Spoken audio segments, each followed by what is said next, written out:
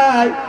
আমার বন্ধুগণ, ইমানদার যদি সত্য মুমিন হয়ে থাকে, ইমানদার যদি আল্লাহ ওয়ালা হয়ে থাকে, সত্যিকারের মুমিন হয়ে থাকে, তাহলে বন্ধু ইমানদারের জন্য কোনো মুসিবত, কোনো বিপদ নয়, কোনো বিপদ নয়। এই জন্য ইমান যাদের থাকবে তাদেরই দাম, ইমান যাদের থাকবে না তাদের কোনো দামও থাকবে না। এখন বন্ধু কিয়ামত তো তখন হবে ইমানদার যখন থাকবে না, ইমানদার যেদিন থাকবে না সেদিনই কিয়ামত সংঘটিত হবে। এখন বন্ধু আমরা দেখতে পাই বাংলাদেশে প্রায় 17 কোটি মুসলমান আছে বন্ধু। 17 কোটি মুসলমানের ভিতরে আমার বন্ধুগণ সত্যিকারের কোরআনের আইন বাস্তবায়ন চায়, আল্লাহর বিধান বাস্তবায়ন চায়, কয়জন মুসলমান পাওয়া যায়? ও আমার বন্ধুগণ, এই 17 কোটি মুসলমান আগামী 30 বছর পরে আরো 2 গুণ 3 গুণ বেড়ে যেতে পারে, সম্ভাবনা আছে।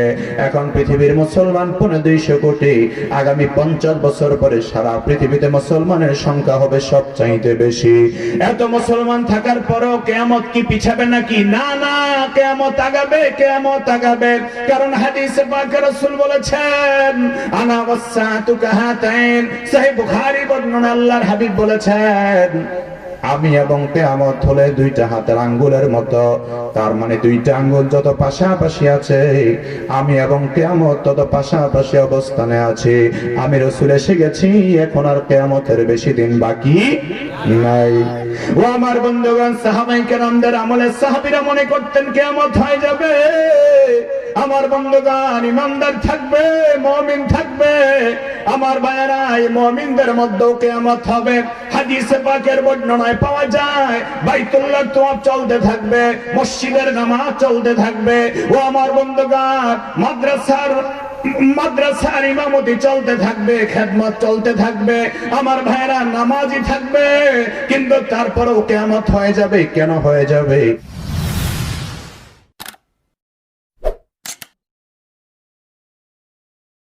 আপনারা যদি আমার সাথে একটু সতেজতা দেখাতে পারেন, একটি চমৎকার তাফসীর আপনাদের সামনে উপহার দিতে পারবো ইনশাআল্লাহ।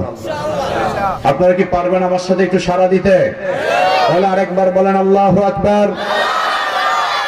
বুঝতেছি, গলাটা একটু পরিষ্কার করেন ভালো করে।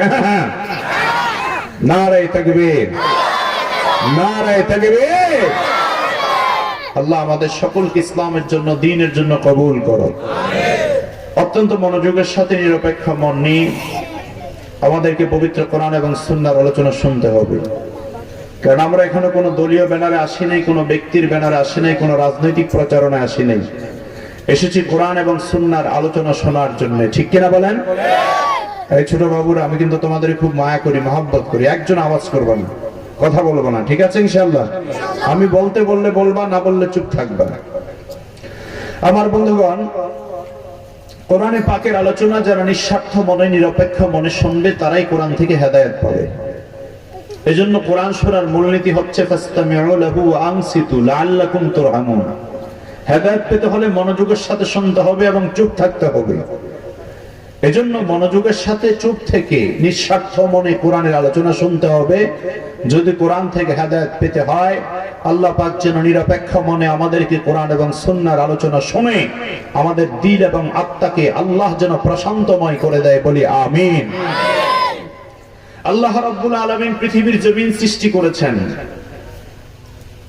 এই পৃথিবীর জমিনে কত কিছুই আল্লাহ পাক দান করেছেন। যেদিকে তাকাই পৃথিবীর সেদিকেই আল্লাহ পাকের নিয়ামতে ভরপুর পাওয়া যায়। পৃথিবীর যে প্রান্তেই আপনি তাকাবেন, সে প্রান্তেই আল্লাহ পাকের অসংখ্য অগণিত মাখলুকাত রয়েছে, অসংখ্য অগণিত সৃষ্টি আল্লাহ রয়েছে। এই পৃথিবী কি একদিন থাকবে? যারা বলছেন না তাদের মনে হয় সন্দেহ আছে। বলে আওয়াজ করে বলেন তো, এই পৃথিবী কি একদিন থাকবে? আল্লাহ রাব্বুল আলামিন পবিত্র কোরআনে পাকে বর্ণনা করেছেন, ও দুনিয়ার মানুষেরা, ও পৃথিবীর মানুষেরা, আমি আল্লাহ পৃথিবীর জমিন সৃষ্টি করলাম, মাখলুকাত সৃষ্টি করলাম। সমস্ত মাখলুকাত আমি আল্লাহ আবার একদিন বিনাশ করে দিব। পৃথিবী একদিন ধ্বংস হয়ে যাবে। একদিন কিয়ামতের ময়দান আমি আল্লাহ কায়েম করে দিব। আল্লাহ রাব্বুল আলামিন বলেন, ওয়া আন্নাস সাআতা আতিয়াতুন লা রাইবা ফিহা। কিয়ামত আসবে অবিসম্ভাবী, পৃথিবী ধ্বংস হবে, তাতে কোনো সন্দেহ নাই। আল্লাহ রাব্বুল আলামিন কিয়ামতের বিভীষিকাময় পরিস্থিতি বয়ান করার জন্য রব্বুল আলামিন কোরআনে সূরাতুল কিয়ামা দান করলেন, সূরা জিলজাল আল্লাহ দান করলেন, আবার সূরাতুল হজের প্রথম আয়াতে আল্লাহ তাআলা বড় সুন্দর করে কিয়ামতের বিভীষিকাময় অবস্থা বয়ান করছেন। রব্বুল আলামিন বড় সুন্দর করে পবিত্র কোরআনে বর্ণনা করেছেন। বিসমিল্লাহির রহমানির রহিম।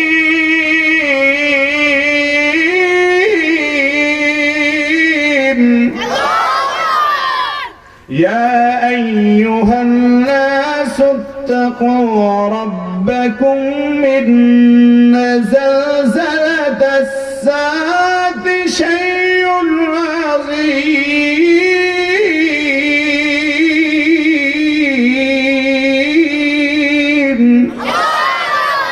আল্লাহ রাব্বুল আলামিন বলেন, ইয়া আইয়ুহান নাসু ইত্তাকু রাব্বাকুম, ও পৃথিবীর মানুষেরা, তোমরা তোমাদের রব আল্লাহকে ভয় করো। আওয়াজ করে জবান খুলে জবাব দিবেন, আমাদের সবার রবকে। হাত উঁচা করে আওয়াজ দিয়ে বলেন, আমাদের সবার রবকে, আমাদের সবার সৃষ্টিকারীকে, আমাদেরকে রিজিক দেন কে? ও আমার বন্ধুগণ, বিশ্ব ভান্ডারের মালিক, বিশ্ব ভুবনের মালিক আল্লাহ পাক বলছেন, ইয়া আইয়ুহান নাসু ইত্তাকু রাব্বাকুম, ও মানুষেরা তোমরা তোমাদের রবকে ভয় করে চলো। আর জেনে রাখো, ইন্না জালজালাতাস সাআতি শাইউন আযীম, কিয়ামতের বিভীষিকা অত্যন্ত কঠিন হবে, অত্যন্ত ভয়ঙ্কর হবে। আমার বন্ধুগণ, কিয়ামত হবে, তারপরে আল্লাহ কিয়ামতের বিভীষিকাময় কঠিন পরিস্থিতি তৈরি করবেন। এজন্য আল্লাহ বলেছেন, কিয়ামত আসার আগেই আমি আল্লাহকে ভয় করবে গোলাম। কিয়ামতের কঠিন পরিস্থিতি আসার আগে আমি আল্লাহকে ভয় করে চলো। আল্লাহ তাআলা এখানে গোটা বিশ্ব মানব মণ্ডলীকে আল্লাহর ভয়ের কথা বলেছেন। কোরআনে পাকে আল্লাহ তাআলা অন্য আয়াতে বড় সুন্দর করে মুমিনদেরকে বলছেন, ইয়া আইয়ুহাল্লাযীনা আমানু ইত্তাকুল্লাহ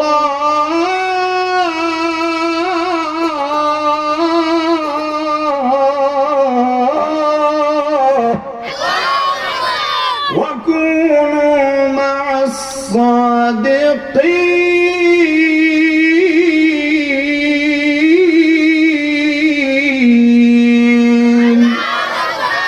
আল্লাহ রাব্বুল আলামিন বলেন, ইয়া আইয়ুহাল্লাযীনা আমানু ইত্তাকুল্লাহ। জন্য পৃথিবীর জমিনে আজকে ইহুদি খ্রিস্টান বেঈমান যারা মুসলমান বিদায় করতে চায়, আল্লাহর কোরআন সামনে নিয়ে বলছিল, মুসলমানেরা, পৃথিবীর জমিন থেকে মুসলমান যদি বিদায় করে দেওয়া হয়, একটা কাফের, একটা মুনাফিক, একটা বেঈমান জমিনে থাকতে পারবে না, ঠিক কিনা? আমার বন্ধুগণ, সেজন্য পৃথিবীর জমিন ধ্বংস হয়ে যাবে, পৃথিবীর জমিন থাকবে না, পৃথিবী একদিন শেষ হয়ে যাবে। তবে বন্ধু, ইমানদাররা বেঁচে থাকার কারণে পৃথিবীর জমিন ধ্বংস হবে না। একজন মুমিনের আল্লাহর কাছে এত দাম, একজন মুমিন বেঁচে থাকা অবস্থায় কিয়ামত সংঘটিত হবে না। ও আমার বন্ধুগণ, একজন মুমিন বেঁচে থাকতে কোরআনে আল্লাহ বলেছেন, ইমানদার বেঁচে থাকা অবস্থায় কিয়ামত হবে না। তাহলে আমরা বুঝতে পারলাম, দুনিয়ার দাম আল্লাহর কাছে একেবারে নাই। মুমিনের দামের কারণে আল্লাহ দুনিয়াকে ঠিক রেখেছেন, ঠিক কিনা? সেজন্য মুমিনদের দাম আল্লাহর কাছে আছে না নাই? আরো জোরে বলতে হবে, আছে না নাই? একজন মুমিনের কারণে আল্লাহ পৃথিবীকে ঠিক রাখবেন, একজন ইমানদারের কারণে আল্লাহ পৃথিবীর মাটিকে ঠিক রাখবেন, পৃথিবীর জমিনকে আল্লাহ ঠিক রাখবেন। ও আমার বন্ধুগণ, এখন পৃথিবীর জমিনে আমরা দেখতে পাই ইমানদারের সংখ্যা একেবারে কম, ইমানদারের সংখ্যা, জান্নাতি মুমিনের সংখ্যা কম। সারা পৃথিবীর জমিনে মানুষের সংখ্যা হলো প্রায় 700 কোটির মতো। এই 700 কোটি মানুষের ভিতরে যদি আপনি হিসাব করে দেখেন, আদম শুমারি অনুযায়ী সারা পৃথিবীর 700 কোটি মানুষের ভিতরে 250 কোটি হলো মুসলমান, আর 500 কোটি হলো কাফের এবং বেঈমান। 500 কোটি হলো কাফের এবং বেঈমান। তাহলে আমার বন্ধুগণ, যারা কাফের এবং মুশরিক তারা কখনো আল্লাহর জান্নাতে যেতে পারবে না। কাফের মুশরিকদের জন্য আল্লাহ জান্নাতকে হারাম করে দিয়েছেন, তারা কখনো জান্নাতে যেতে পারবে না। ও আমার বন্ধুগণ, তাহলে বাকি রইল মুসলমানেরা। মুসলমানরা আল্লাহর জান্নাতে যাবে, কারণ রাসূল হাদিসে বলেছেন, মান কানা ফি কলবিহি মিসকালা যাররাতিন মিনাল ঈমানি দাখালাল জান্নাহ। যারা সামান্য যাররা পরিমাণ ঈমান নিয়েও কবরে আসবে, আল্লাহ পাক তাদেরকে অবশ্যই জান্নাত দান করবেন। সুবহানাল্লাহ। তাহলে একজন মুমিনের দাম আল্লাহর কাছে এত বেশি, সামান্য ঈমান নিয়ে কবরে গেলেও জান্নাত পাওয়া যাবে, জান্নাত পাওয়া যাবে। কিন্তু আমার বন্ধুগণ, গোটা বিশ্ব ভান্ডারের দিকে তাকালে আমরা দেখতে পাই সত্যিকার ইমানদার, সত্যিকার মুমিনের অনেক অভাব সারা পৃথিবীর জমিনে। আমার বন্ধু, সারা পৃথিবীর জমিনে আল্লাহর হাবিব বলেছেন, কিয়ামতের আগে এমন একটা সময় চলে আসবে, ইয়াতি আলান নাসি জামানুন ইয়াজতামিউনা ফিল মাসাজিদি লাইসা ফীহিম মুমিনুন।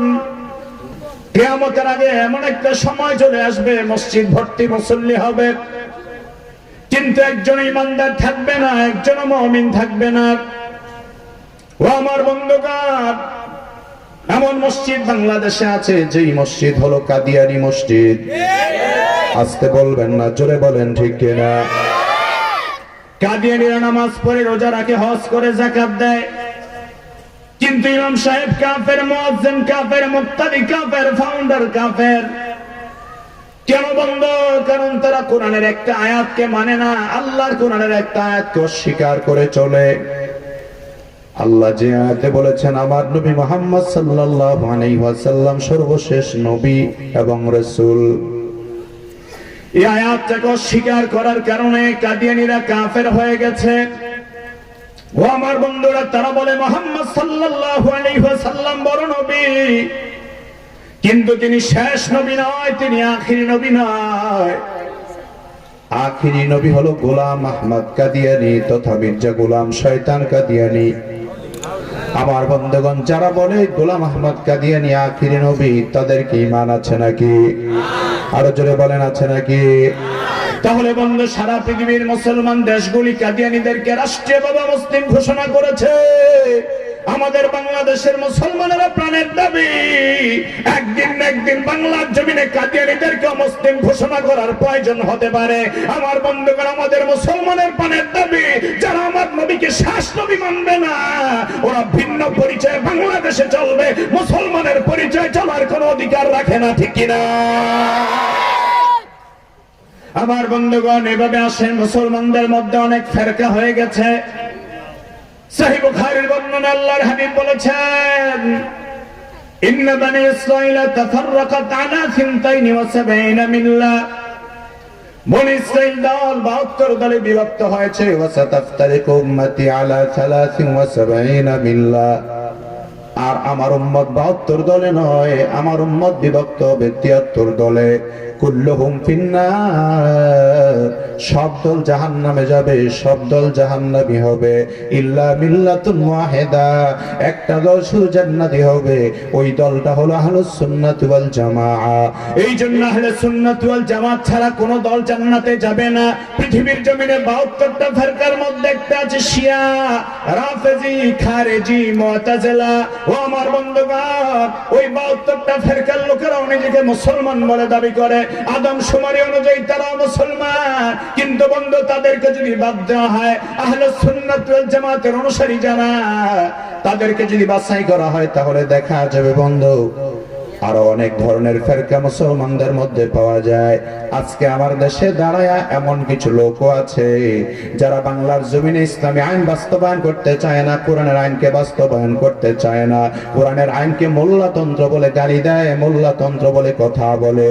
ও আমার বন্ধু, মুসলমানের সন্তান হয়ে যারা কোরআনের আইনকে গালি দিতে পারে, কোরআনের আইনের বিরুদ্ধাচরণ করতে পারে, এরা মুসলমান নয়, মুসলমান নয়, এরা হলো মুনাফিক, জাহান্নামী দল, ঠিক কিনা?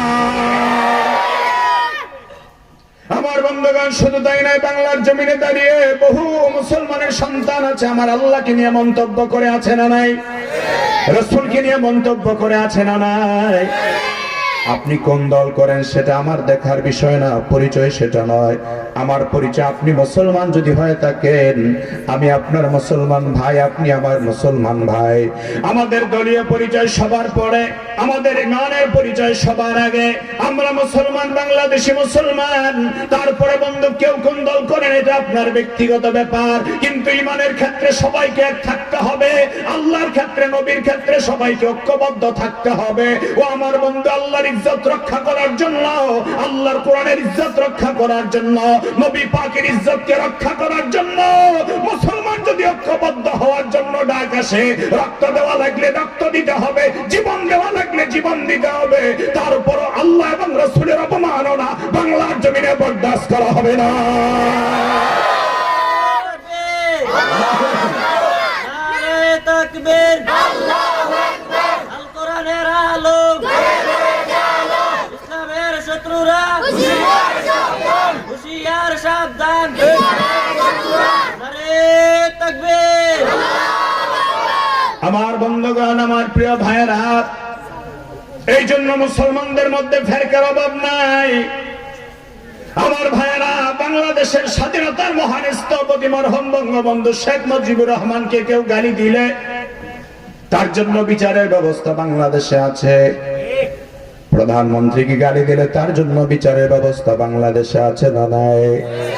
রাষ্ট্রপতিকে গালি দিলে তার জন্য বিচারের ব্যবস্থা বাংলাদেশের সুমহান সংসদ থেকে পাশ করা হয়। ও আমার বন্ধু, আমাদের মুসলমানের প্রাণের দাবি, ৯২% মুসলমানের দেশে যারা আমার নবীকে নিয়ে ব্যঙ্গ করে কথা বলবে, তাদের একমাত্র বিচার মৃত্যুদণ্ড কায়েম করা লাগবে। ও আমার প্রিয় বন্ধুগণ, এখন তারাও দাবি করে মুসলমান। ওরা কেমন মুসলমান? তন্ত্রে আর মন্ত্রে তারা বিশ্বাসী। দেখেন না, গত কয়েকদিন আগে বাংলাদেশের একজন উল্লেখযোগ্য আলেম, আমার অত্যন্ত মহাব্বতের মানুষ ডক্টর এনায়েতুল্লাহ আব্বাসী সাহেবের সাথে মুরগি চোরা শাহরিয়ার কবিরের বাকযুদ্ধ হয়েছিল, ঠিক কিনা? এমন পালান পালাইছে, এখন আর বড় গলায় কথা বলতে পারে না। বড় গলায় ইসলামের বিরুদ্ধে কথা বলা সহজ, কিন্তু বড় আলেমদের সামনে বসলে বড় গলায় কথা বলা বন্ধ হয়ে যাবে, ঠিক কিনা বলা মুসলমান? চিন্তাশীল ওলামায়ে কেরামদের সামনে বসলে তোমাদের বড় গলায় কথা বলা বন্ধ হয়ে যাবে। আপনারা বলতে পারেন, হুজুর শাহরিয়ার কবির আপনার এত ক্ষতি কি করলো, তার আপনি মুরগি চোরা কোনকা? আসলে মুরগি চোরা আমি বলি নাই, বলেছেন বঙ্গবীর কাদের সিদ্দিকী। এখন সে স্বাধীনতা যুদ্ধের সময় পাকিস্তানিদেরকে মুরগি চুরি করে খাওয়াইছে, তোরে তো মুরগি চোরাই বলা লাগবে। আসতে বলবেন না, জোরে বলেন, ঠিক না? এই সমস্ত ২-৪টা নাস্তিকের কারণে বাংলার জমিন ইসলাম বাধাগ্রস্ত হোক, আমরা কখনো এটা সহ্য করে নিব না, ঠিক না? এখন তারা খেলাফতের মসনদ বুঝে না, অথচ তারাও দাবি করে আমরা মুসলমান। আমার বন্ধুগণ, এভাবে মুসলমান দাবি করার মতো আর বহু মুসলমান পাওয়া যায়। পীর সাহেবের পায়ে সেজদা দেয় এমন মুসলমানও আছে না নাই? আসতে বলবেন না, আছে না নাই? মাজারে গিয়া সেজদা দেয় এমন মুসলমান আছে না নাই? আপনি যদি আল্লাহকে বাদ দিয়া পীরের পায়ে সেজদা দেন, তাহলে আপনার ঈমান থাকবে?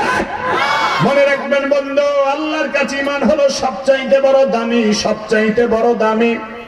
ঈমান যদি না থাকে, আপনি 1000 কোটি টাকার মালিক হতে পারেন, আল্লাহর কাছে এক বিন্দু পরিমাণ দাম আপনার হতে পারে।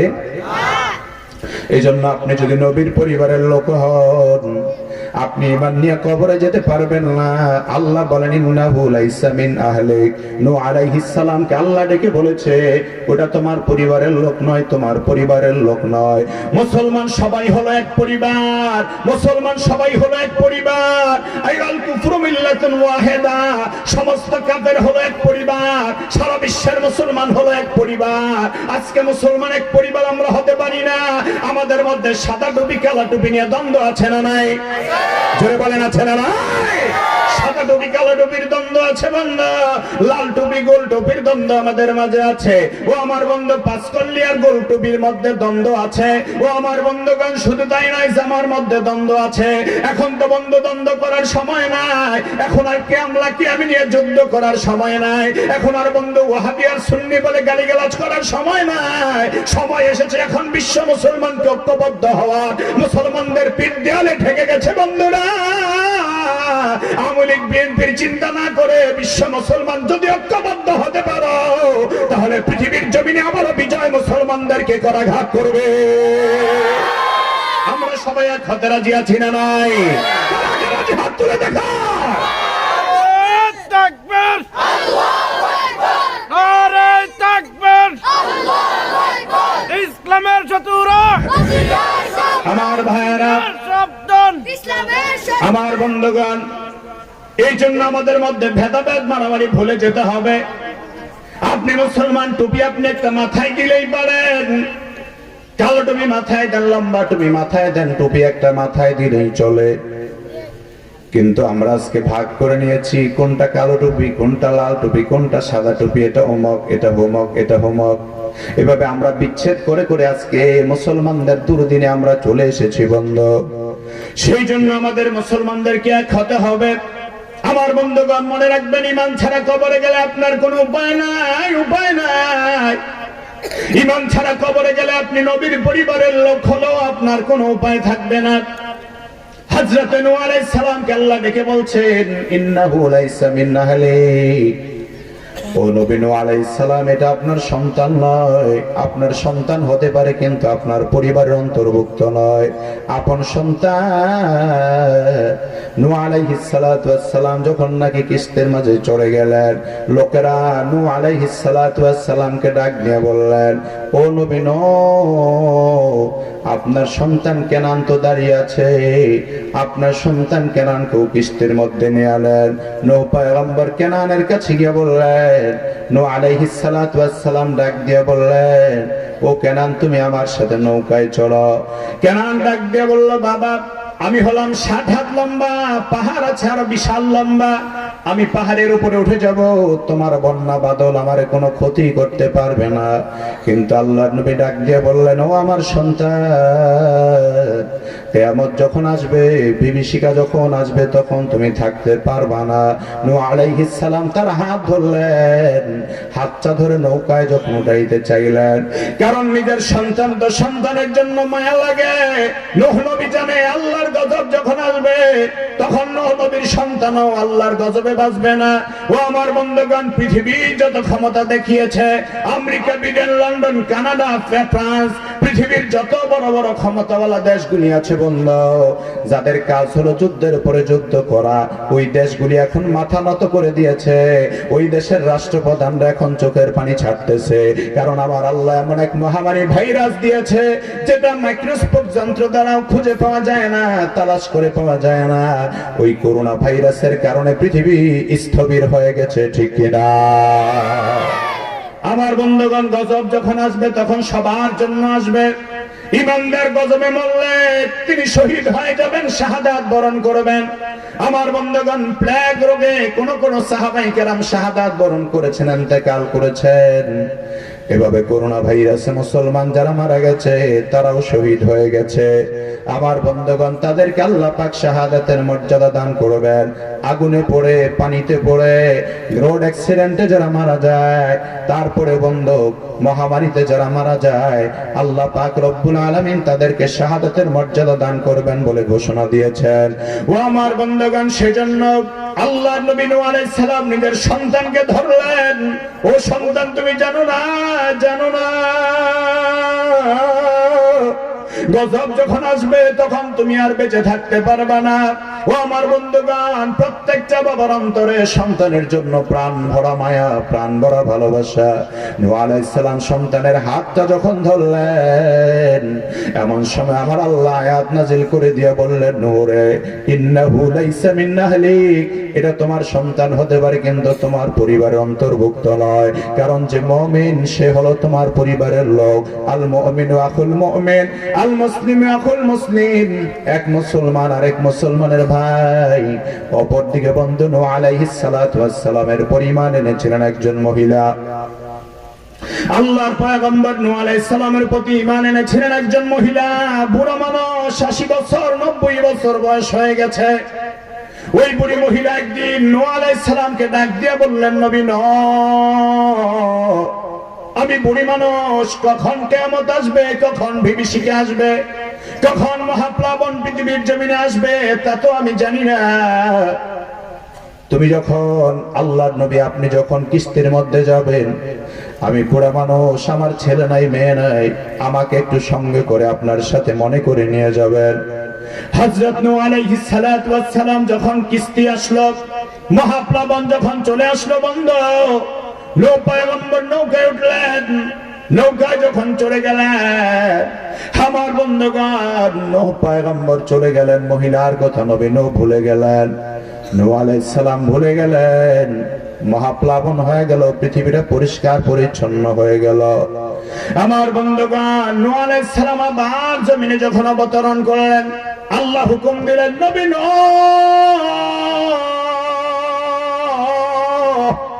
তুমি গোটা পৃথিবীকে ঘুরে ঘুরে দেখো, গোটা পৃথিবীটা ঘুরে ঘুরে তালাশ করে দেখো। নূহ আলাইহিস সালামের তখন মনে পড়ে যায়, আমাকে একজন বুড়ি মহিলা বলেছিল, নবী নূহ, তুমি যখন আল্লাহর পক্ষ থেকে গজব আসবে তখন আমাকেও তোমার নৌকার মধ্যে উঠায় নিও। তখন বুড়ি মহিলার কথাটা মনে হওয়ার পর নূহ আলাইহিস সালাম মহিলার বাড়ির দিকে রওনা করলেন। জোরে কান আল্লাহু আকবার। বাড়ির দিকে যাওয়ার পরে দেখতে পেলেন মহিলার ঘরের দরজা এখনো ঠিক আছে, জানালাও ঠিক আছে, মহিলার ঘরও ঠিক আছে। নূহ আলাইহিস সালাতু ওয়াস সালাম দরজার পাশে আওয়াজ দিয়ে বললেন, মহিলা, ও বুড়িমা। মহিলা আওয়াজ করে বললেন, নবী নূহ, মহাপ্লাবনের সময় কি এসে গেছে নাকি? বুড়ি মহিলা আওয়াজ দিয়ে বলে, নবী নূহ, মহাপ্লাবন কি হয়ে যাবে নাকি? আমাকে নৌকায় নেওয়ার জন্য এসেছেন নাকি? হযরত নূহ আলাইহিস সালাম চোখের পানি ছেড়ে দিয়ে বলেন, বুড়িমা গো, আমাকে আপনি একটা দায়িত্ব দিয়েছিলেন, আমার মহাপ্লাবনের সময় আপনাকে আমার নৌকায় চড়াবার জন্য, কিন্তু আমি নৌকায় উঠে গেলাম, মহাপ্লাবন তো হয়ে গেল, আপনি কিছুই টের পান না, কিছুই টের পান না। মহিলা তখন আওয়াজ দিয়ে বলে, নবী নূহ গো, আপনি আল্লাহর নবী আমারে ভুলে যেতে পারেন, কিন্তু আকাশের মালিক আল্লাহ আমাকে ভুলে নাই।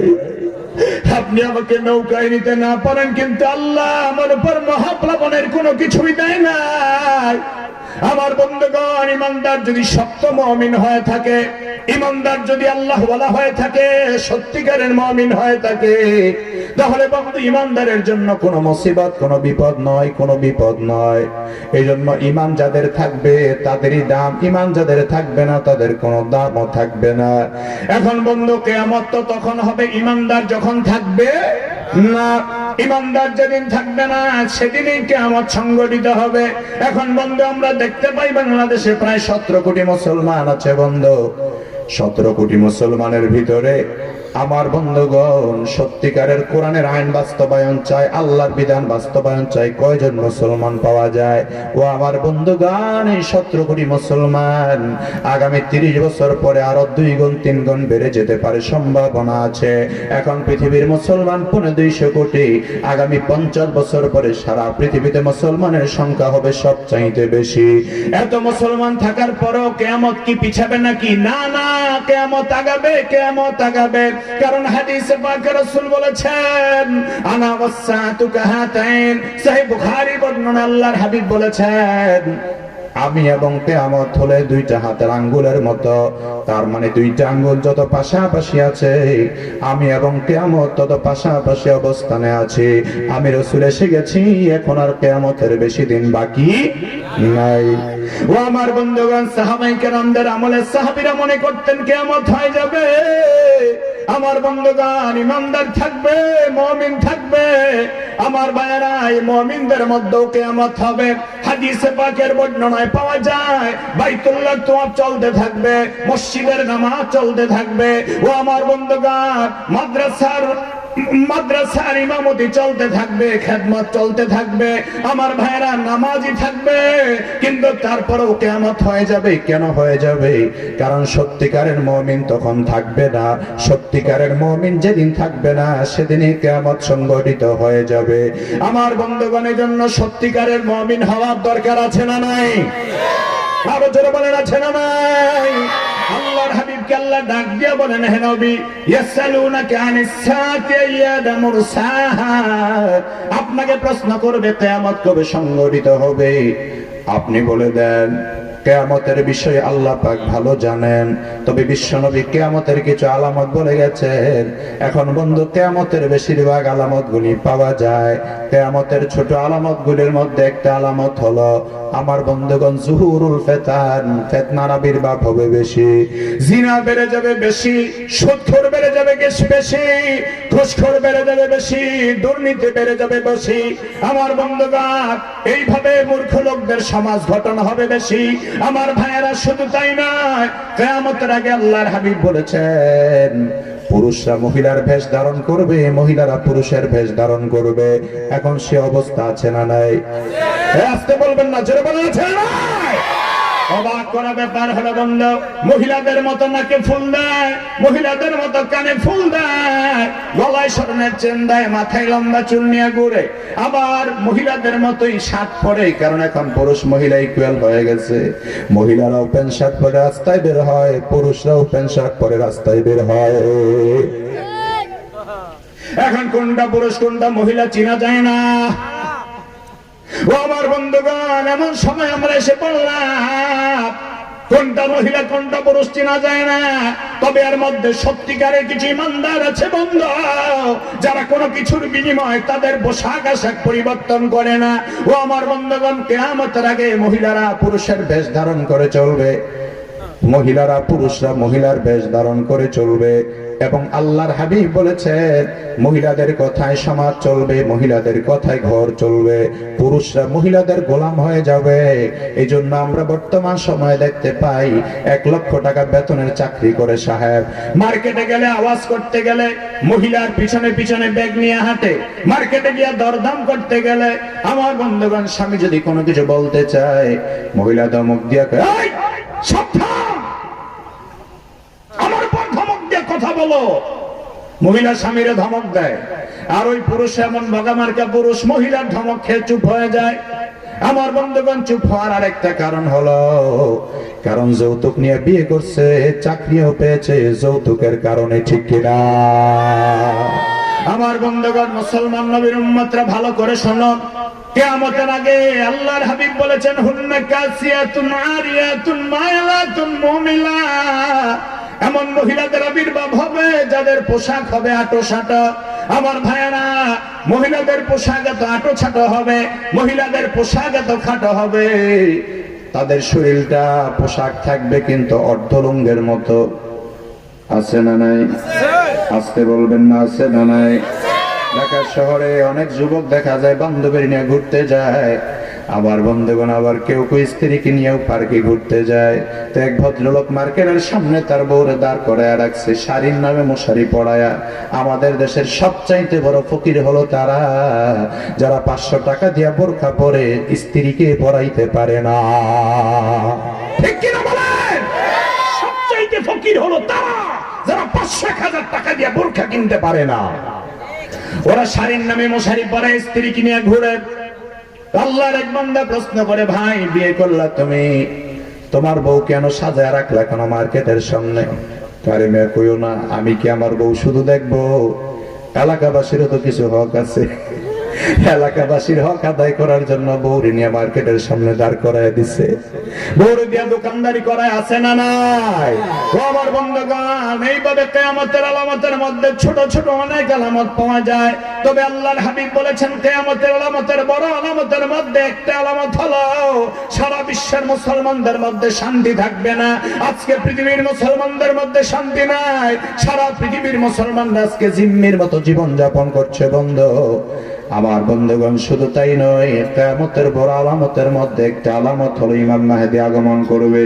ইমাম মাহদী আলাইহিস সালাতু ওয়াস সালাম যখন আসবে, 40 বছর বয়সেও নেই, ইমাম মাহদী আলাইহিস সালাতু ওয়াস সালামের রূপ প্রকাশ পাবে। আমার বন্ধুগণ, খানায় কাবায় যারা জিয়ারতে গিয়েছেন, মুলকি আমানি থেকে রুকনি আমানি থেকে হাজরে আসওয়াদ পর্যন্ত যেই জায়গাটা আছে, ওই জায়গার ভিতরে ইমাম মাহদী আলাইহিস সালাম তোয়াফ করতে থাকবে। আল্লাহর একদল রহমতি বান্দারা, বরকতি বান্দারা হাজী সাহেবরা দেখে চিনতে পারবে, ডাক দিবেন, উনি তো ইমাম মাহদী, উনি তো ইমাম মাহদী। হাদিসে পাকে পাওয়া যায় ওনার নাম হবে মুহাম্মদ, বাবার নাম হবে আব্দুল্লাহ, মার নাম হবে আমিনা। ওনার চেহারাটা আমাদের নবীর মতো হবে, মাথার চুলগুলা কোকড়ানো আমার নবীর মতো হবে। এইভাবে বন্ধু, তার চাহনিটা, চোখের চাহনি হবে আমার নবীর মতো, কপালটা হবে আটো-সাটো, কপালটা হবে বড় সড়ো। এইভাবে চেহারার গঠনের দিক থেকে আমার নবীর মতো হবে। এখন বহু মানুষ আল্লাহর নবীকে স্বপ্নে দেখতে পায়, যদি আমাদের কপাল ভালো না, বিশ্ব নবীকে আমরা স্বপ্নে দেখতে পাই না। কিন্তু বহু আল্লাহর বান্দা এই জমিনে আছে, রাতের পরে রাত যায়, আমার নবীকে স্বপ্নে যুগে দেখতে পায়। ও আমার বন্ধুগণ, বহু আল্লাহর বান্দা আছে বাংলার জমিনে ঘুমায় থাকে, রাতের বেলা বাইতুল্লাহ জিয়ারত করে, তোয়াফ করে। বহু আল্লাহর বান্দা আছে বাংলার জমিনে ঘুমায় থাকে, ঘুমার করে আমার নবী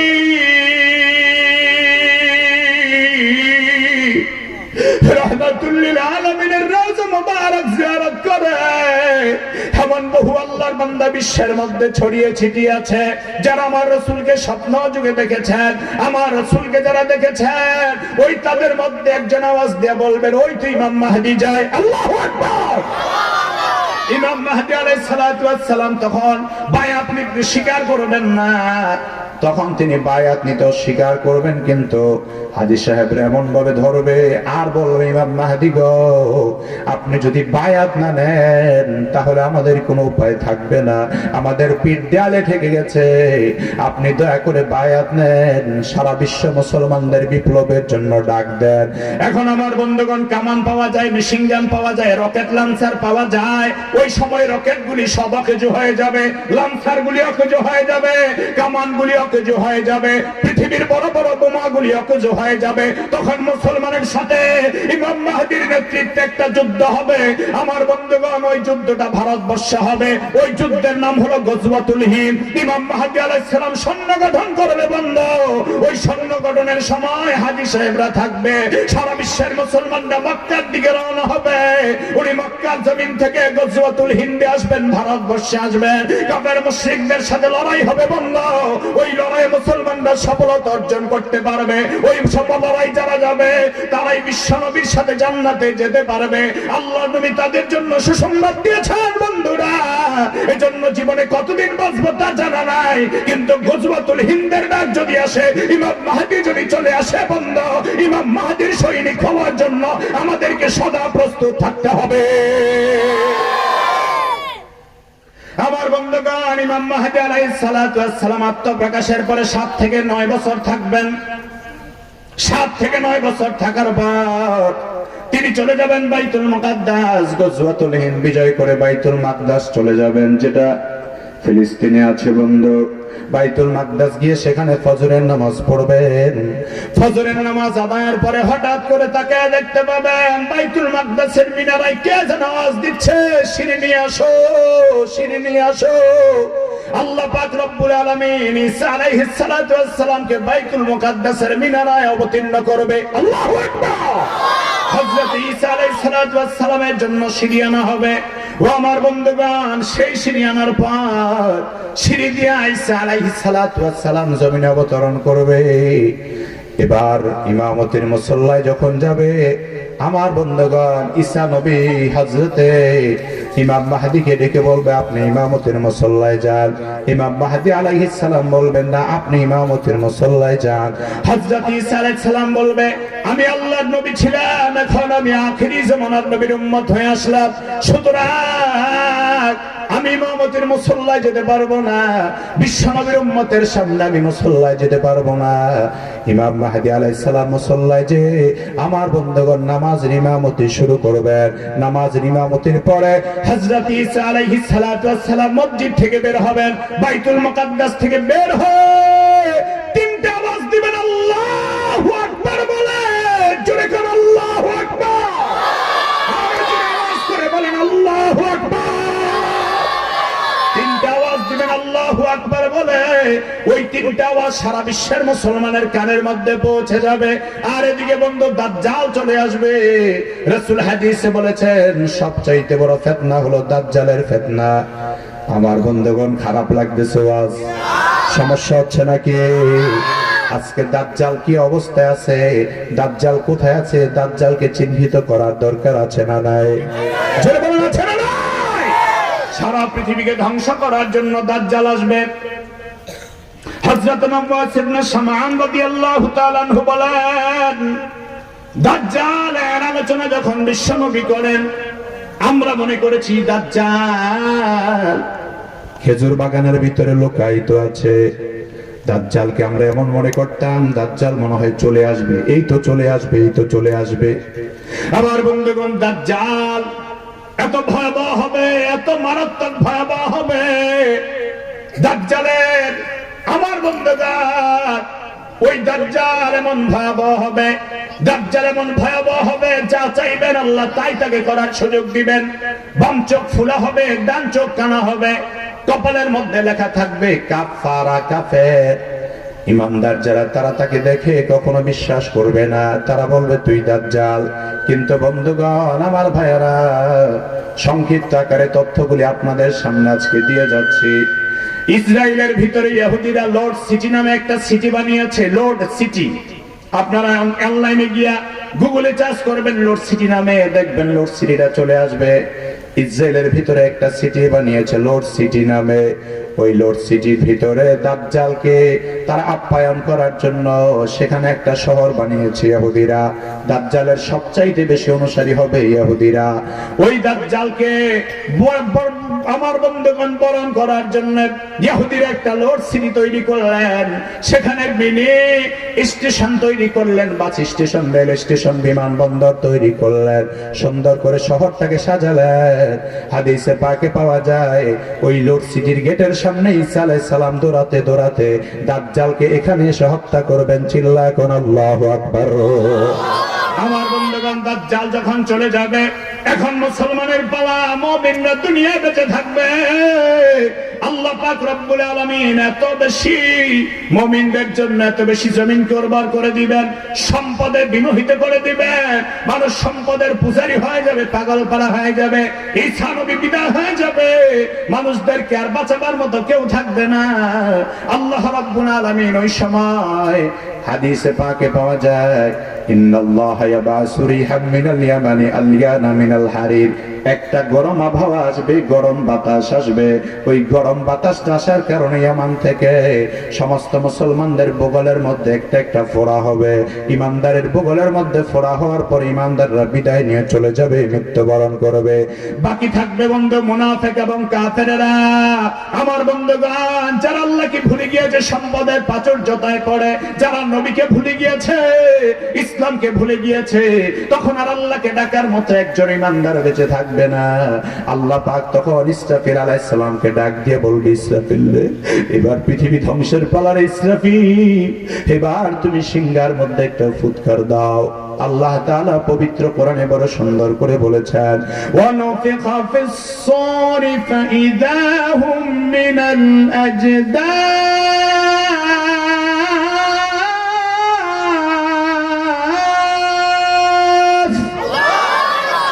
ওয়ানুফিখা ফিস সূরি ফাইযা হুম মিনাল আজদাথ ইলা রাব্বিহিম ইয়াসিলুন।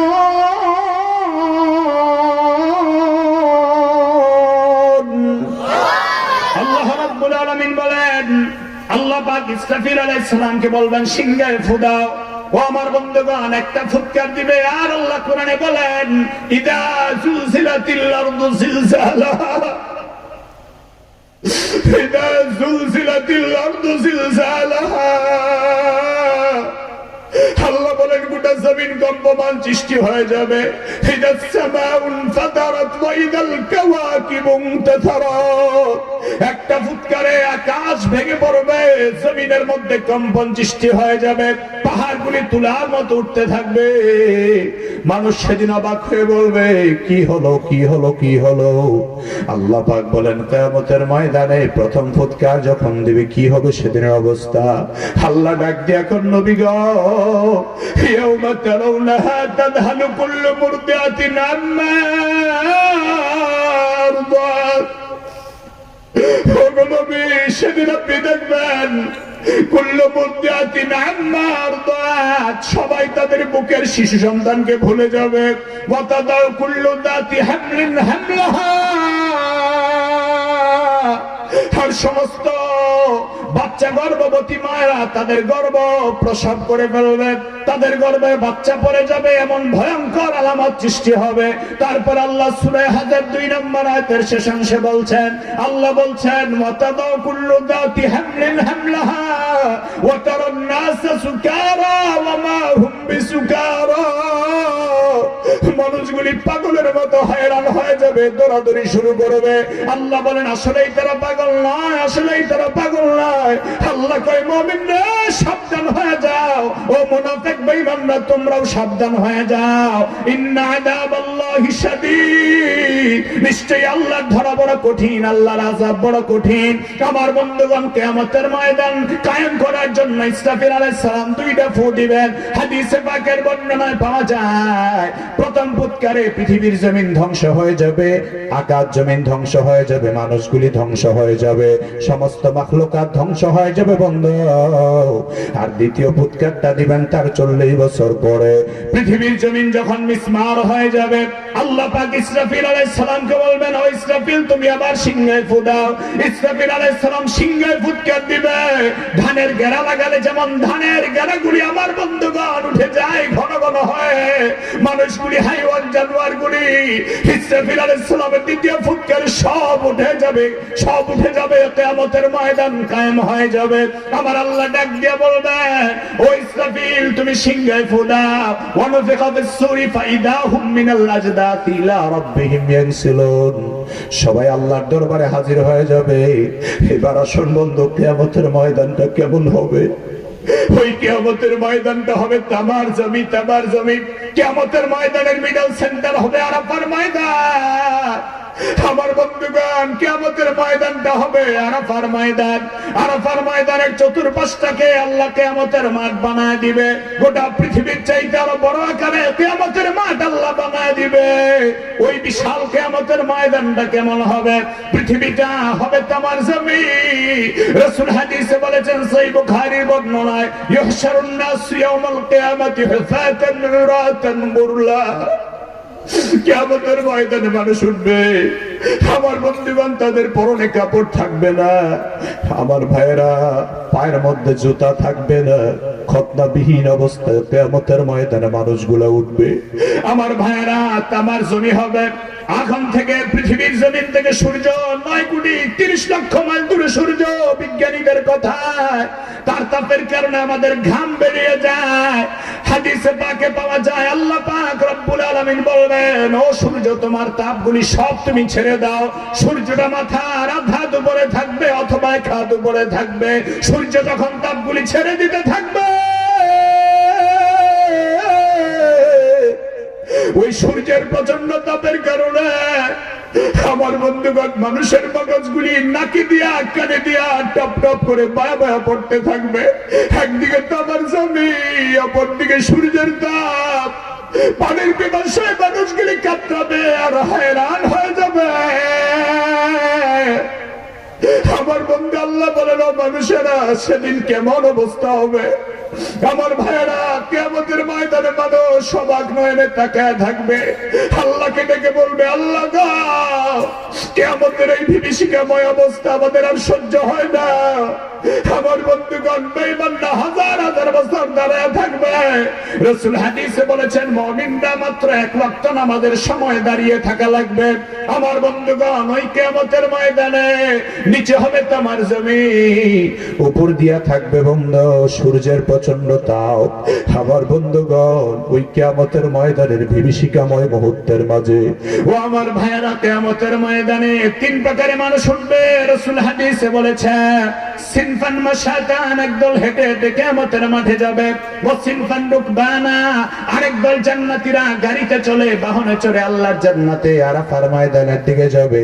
ওয়া সিনফান আলা ওয়াজুহিহিম, আরেক দল হবে যারা মাথাটা নিচের দিকে থাকবে, পা দুইটা উপরের দিকে থাকবে। কাফের মুশরিক মুনাফিকরা এই অবস্থায় কিয়ামতের মাঠে উঠবে। আমার বন্ধুগণ, আম্মা জান আয়েশা সিদ্দিকা রাদিয়াল্লাহু তাআলা আনহা বলেন, হুজুর, কিয়ামতের ময়দানে মানুষের কি লজ্জা শরম থাকবে না? রাসূল বলেন, আয়েশা রে, কিয়ামতের ময়দানে তো ভয়াবহ হবে রে আয়েশা।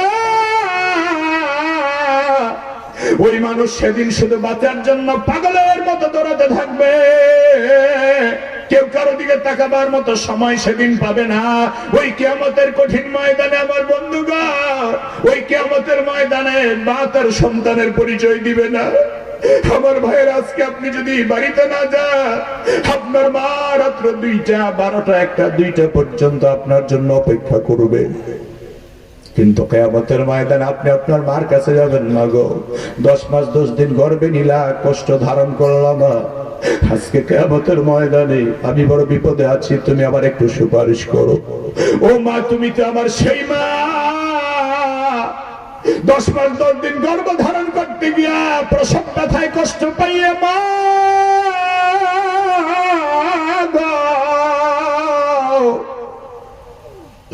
তুমি আমার ব্যথায় অস্থির হইয়া, আমার মা অজ্ঞান হয়ে বিছানায় পড়া ছিল। রক্তাক্ত দেহ নিয়ে আমি যখন জমিনের ভিতরে আসলাম, জ্ঞানটা ফিরে আসার পরে আমার রক্তাক্ত দেহটা দেখে তুমি রক্ত মাখা শরীরের মধ্যে চুমু খেয়েছিল রে মা।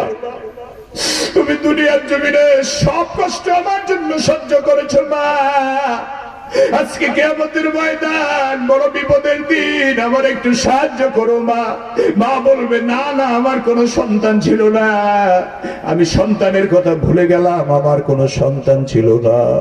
বাবার কাছে গিয়ে বলবে, বাবা, জীবনে ভালো কাপড় তুমি পরো নাই, কিন্তু আমারে পরতে দিয়েছিলা। ভালো খাবারটা মুখের কাছে নিলে আমার কথা মনে হয়েছে রে বাবা। ওই ভালো খাবারটা নিজে না খাইয়া আমার জন্য রাতের বেলা পকেটে করে নিয়ে আসলা রে বাবা। ও আমার প্রাণের বাবা গো, আজকের কিয়ামতের ময়দানে আমি বড় বিপদে আছি, আমার একটু সাহায্য করো। বাবা ডাকিয়া বলবে, আমি তো দুনিয়াতে পরিবার সংসার করি না, আমার তো ছেলেই ছিল না, মেয়ে ছিল না, আমি তোমারে কেমনে চিনবো? কে তুমি চিনি না। ও আমার বন্ধুগণ, ভাই ভাইকে চিনবে না, সন্তান মা বাবাকে চিনবে না, মা বাবা সন্তান চিনবে না। ওই কিয়ামতের ময়দানে একজন নবী শুধু আল্লাহর আরশে আজিমের নিচে সিজদায় পড়ে থাকবে। সবাই শুধু নাফসি নাফসি করবে। আদম নবী নাফসি নাফসি করবে, নূহ নবী নাফসি নাফসি করবে, ঈসা রূহুল্লাহ নাফসি নাফসি করবে। আমার বন্ধুগণ, পৃথিবীর সব মানুষরা নাফসি নাফসি করবে। ওই দিন আমার নবী, আপনার নবী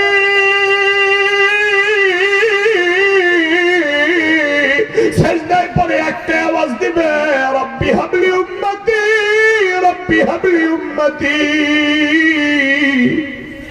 আমার নবী ডাক দিয়ে বলবে, আল্লাহ আমার উম্মতকে বাঁচাও, আমার উম্মতকে বাঁচাও, আমার উম্মতকে বাঁচাও। আমার নবী সেই কিয়ামতের দিনে উম্মতকে ভুলবেন না, ভুলবেন না। আমার নবী বলেন, আমি হলাম এমন নবী যে নবীর সুপারিশ কিয়ামতে সবার আগে আল্লাহর আদালতে কবুল হয়ে যাবে। আমার বন্ধুগণ, ওই কিয়ামতের বিভীষিকাময় অবস্থায় নবীর সুপারিশ আল্লাহ কবুল করবেন। কেউ কথা বলার সাহস পাবে না, নবীজি কথা বলবেন। আল্লাহু আকবার। নবীজির সুপারিশ আল্লাহ কবুল করবেন সবার আগে। ও আমার বন্ধুগণ, ওই কিয়ামতের কঠিন ময়দানে আল্লাহর হাবিব বলেছেন, 7 শ্রেণীর মানুষকে আল্লাহ আপন বলে নিজের আরশে আজিমের নিচে জায়গা দিয়ে দিবে। ও আমার বন্ধুগণ, আপনাদের কষ্ট হচ্ছে নাকি? সময় কি বেড়ে যাচ্ছে নাকি? আলোচনা চলবে কিনা? চলবে। তাহলে একটু মনোযোগ দিয়ে শুনুন বন্ধু।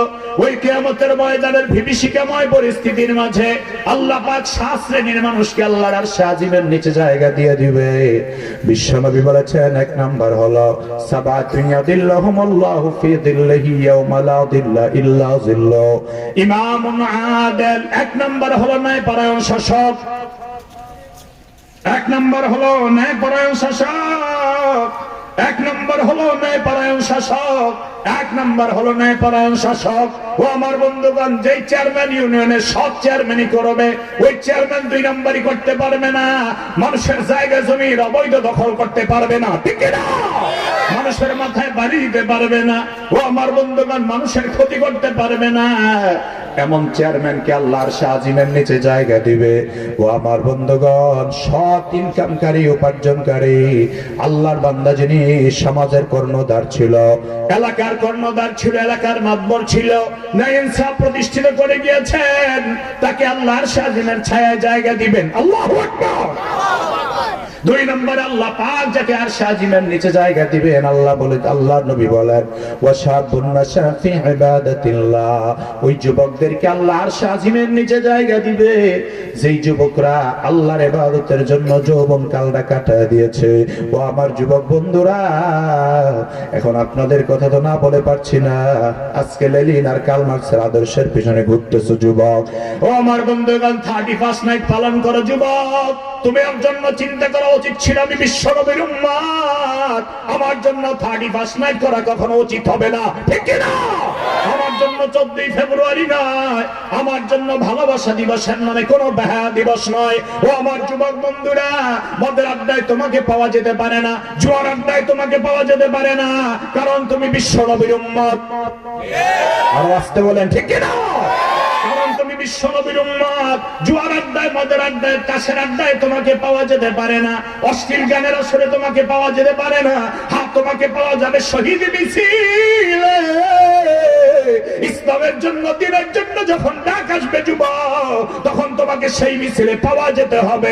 যদি সেই মিছিলেই তুমি শামিল হতে পারো, তাহলে কিয়ামতের ময়দানে হযরতে খাব্বাব রাদিয়াল্লাহু তাআলা আনহুর সাথে, হযরতে বেলাল রাদিয়াল্লাহু তাআলা আনহুর সাথে, খালিদ বিন ওয়ালিদের মাজার মুআব্বিদের সাথে জান্নাত হবে, ঠিক কি না?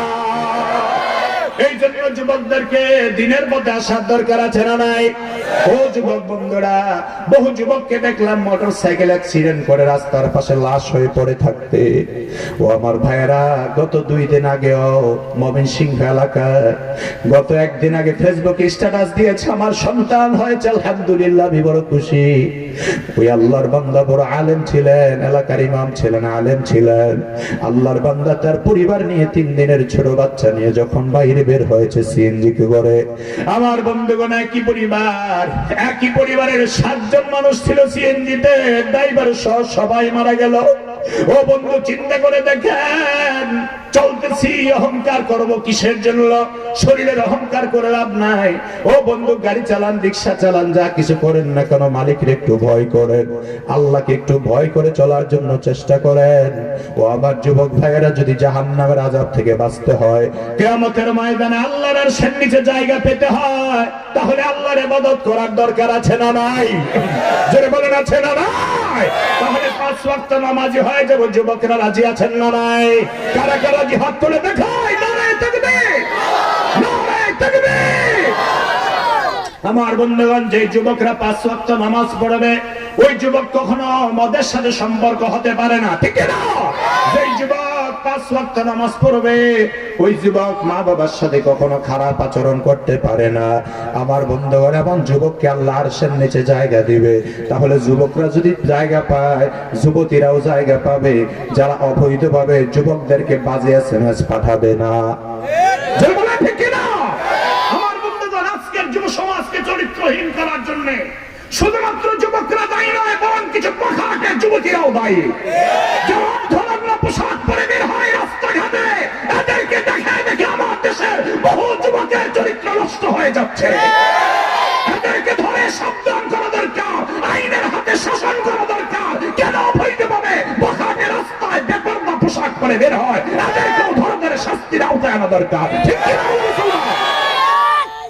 শুধুমাত্র যুবকরাই দায়ী নয়, অনেক বখাটে যুবতীরাও দায়ী। কথা বলে ঠিক কিনা? যদি বলে ঠিক কিনা? মহিলাদের জন্য পর্দা করার দরকার আছে না নাই?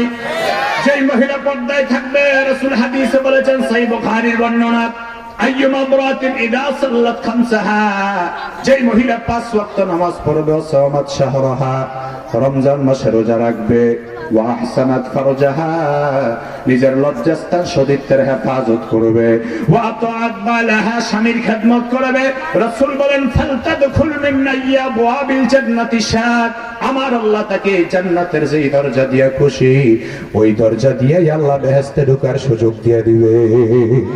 মহিলাদের জন্য জান্নাতে যাওয়ার সুযোগ ব্যাপক করে দিয়েছেন আল্লাহর নবী। ইসলামের জন্য প্রথম শহীদ হয়েছে মহিলা, ইসলাম গ্রহণ করেছে সর্বপ্রথম মহিলা। তাহলে আজকে তোমরা মা কেন 31 নাইট পালন করতে রাত্রে 12টার পরে ঘর থেকে বের হয়ে যা? আমার বুঝে আসে না। আর তুমি বা আমি বা কেমন বাবা হইলাম, আমার সন্তান, আমার মেয়েকে, যুবতী মেয়েটাকে রাত্র 12টার পরে রাস্তায় ছেড়ে দিয়েছে আজকে বাঘাটে যুবকদের ভিড়ে। এই জন্য আল্লাহর কাছে আমাকেও জবাবদাহি করতে হবে।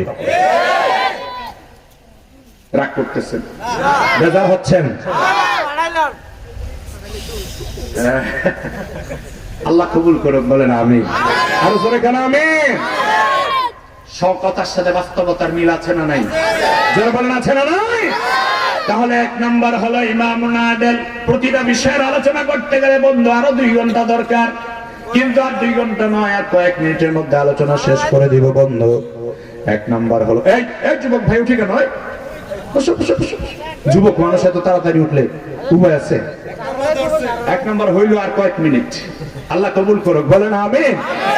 আমার বন্ধুগণ, 1 নাম্বার হলো ইমামুন আদিল, ন্যায়পরায়ণ শাসক। 2 নাম্বার হলো নেককার যুবক। নেককার যুবক যেমন আছে, নেককারিনী যুবতীও তেমন আছে, আল্লাহর আরশের নিচে জায়গা পেয়ে যাবে। 3 নাম্বার হলো আমিরুনাল মাসাজিদ, যারা মসজিদ আবাদ করবে।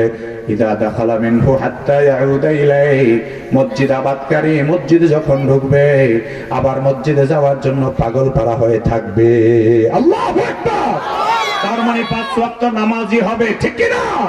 যেই যুবক 5 ওয়াক্ত নামাজি হবে, যে আল্লাহর বান্দা 5 ওয়াক্ত নামাজি হবে, আল্লাহর ভয়ের নামাজ যারা পড়বে তাদেরকে আল্লাহর আরশের নিচে জায়গা দিয়ে দিবে। তারপর আল্লাহর হাবিব বলেছেন, ওয়ারাজুলুন দাআতহু ইমরাতুন যাতু হাসবিন ওয়া জামাল, কোন যুবককে কোন বাজে মহিলারা মেসেজ পাঠিয়েছে আই লাভ ইউ, তখন সে মেসেজের রিপ্লাই না দিয়া তখন লিখে দিয়েছে আই হেট ইউ। ঠিক না? যুবতীরা মেসেজ পাঠায়, এসএমএস করে, মেয়েরা মিস কল মারে, অনেক ক্ষেত্রে মেয়েরা আগে। আমার বন্ধুগণ, এগুলো কিন্তু মেয়েদের পক্ষ থেকে ছেলেদের জন্য একটা ইনডাইরেক্টলি ইপটিজিং। ঠিক না? তাহলে এরকম যারা করবে আপনি কি করবেন? আরে মহিলার ফোন পাইলে তো যুবক ভাইরা, এসএমএস পাইলে আর মিস কল পাইলে দেখাতে উপায় থাকে না। আমাদের এর থেকে সাবধান থাকতে হবে। ওয়ারাজুলুন দাআতহু ইমরাতুন যাতু হাসবিন ওয়া জামাল ফাকালা ইন্নী আখাফুল্লাহ, যে যুবক বলবে আমি আল্লাহর ভয়ে কোন মেয়ের এসএমএস রিপ্লাই করতে পারি না, কোন মেয়ের মিস কলকে রিপ্লাই দিতে পারি না, এই যুবক আল্লাহর ভয়ে যদি এই কাজটা করে থাকে, তাহলে রাসূল বলেছেন ওই যুবককে আল্লাহ আরশ আজিমের নিচে জায়গা করে দিবেন। ওয়ারাজুলান তাহাব্বা ফিল্লাহ ইসতামা আলাইহি ওয়া তাফাররাকা আলাইহি, আর 2 জন মানুষ একে অপরকে আল্লাহর জন্য ভালোবাসে, আল্লাহর জন্য একত্রিত হয়, আবার আল্লাহর জন্য বিচ্ছেদ হয়ে যায়। তার মানে আল্লাহকে যতক্ষণ মানে, রাসূলকে যতক্ষণ মানে, ততক্ষণ আমরাও তাকে মানি, ঠিক না? যখন আল্লাহকে মানবে না, রাসূলকে মানবে না, আমরাও তাকে মানবো না। তারপরে বন্ধু 5 নম্বর 6 নম্বর আল্লাহ বলেছেন ওয়ারাজুলুন যাকারাল্লাহ খালিয়ান ফাফাদাত আইনা, যে আল্লাহর বান্দা অন্তিম গহীনে রাত্রে বেলা একান্ত মনোযোগে আল্লাহর জিকির করবে আর চোখের পানি ছাড়বে, আল্লাহর ভয়ে চোখের পানি ছেড়ে আল্লাহর জিকির করবে, আল্লাহর হাবিব বলেছেন ওই যুবককে আল্লাহ আরশ আজিমের নিচে জায়গা করে দিবে। আর 7 নম্বর হলো ওয়ারাজুলুন তাসাদদাকা বিসাদকা হাত্তা লা তা'লামা শিমালুহু মা তুনফিকু ইয়ামিনুহু, ওই আল্লাহর বান্দা যে আল্লাহর জন্য দান করে, সাদাকা করে, আমার বন্ধুগণ মানুষ বীর বলবে, দানবীর বলবে এই জন্য দান করে নাই, প্রতিষ্ঠাতা বলবে এই জন্য দান করে নাই, ফাউন্ডার বলবে এই জন্য দান করে নাই, বরং আল্লাহর বান্দা দান করলো কেন? রাসূল বলেন দান করেছে লা তা'লামা শিমালুহু মা তুনফিকু ইয়ামিনুহু, বলে তার ডান হাত জানে না, বাম হাত জানে না ডান হাতে কি দান করেছে। তার মানে গোপনে যারা দান করবে তাদেরকে আল্লাহ বিনা হিসাবে জান্নাত দিবে। সুবহানাল্লাহ। তাহলে আমাদেরকে 7 ব্যক্তির মধ্যে অন্তর্ভুক্ত হওয়ার দরকার আছে না নাই? আমরা আল্লাহর জান্নাত পেয়ে কবরে যেতে চাই কি চাই না? কারা কারা চাই হাত তুলে দেখায়। মালিক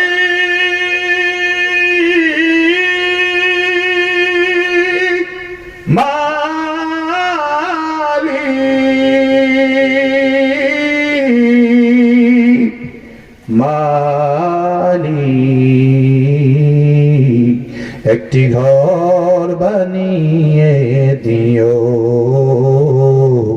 একটি ঘর বানিয়ে দিও, মালিক তুমি জান্নাতে তোমার কাছে আমার একটি ঘর বানিয়ে দিও,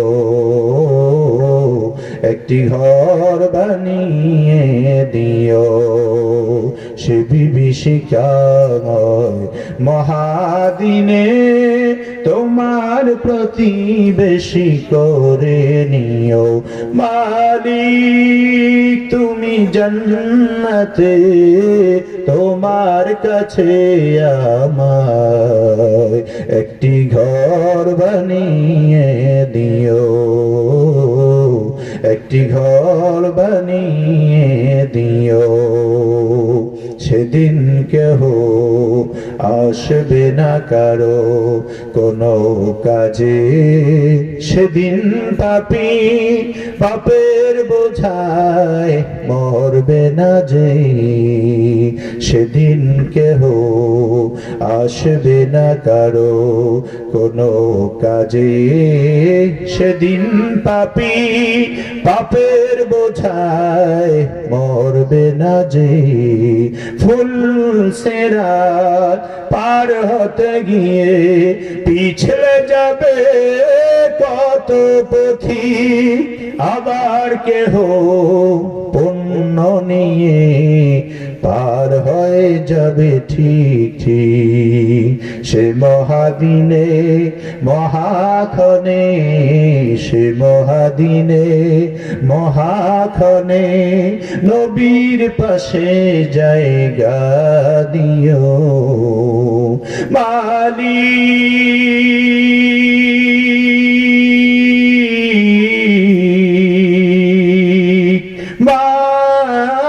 মালিক তুমি জান্নাতে তোমার কাছে আমার একটি ঘর বানিয়ে দিও,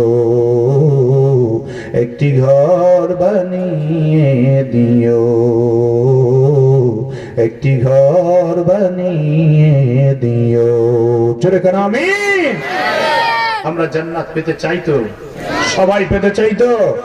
আমাদের অনেকের মা বাবা কবরে চলে গেছে, আমাদের মা বাবার জন্য আজকে আমরা প্রাণ ভরে দোয়া করবো ইনশাআল্লাহ। আমাদেরকে মনে চায় না একটু মাকে বাবাকে বাবার জন্য একটু দোয়া করতে মনে চায় না? বাবারা একটু প্রাণ ভরে দোয়া করবেন মা বাবার।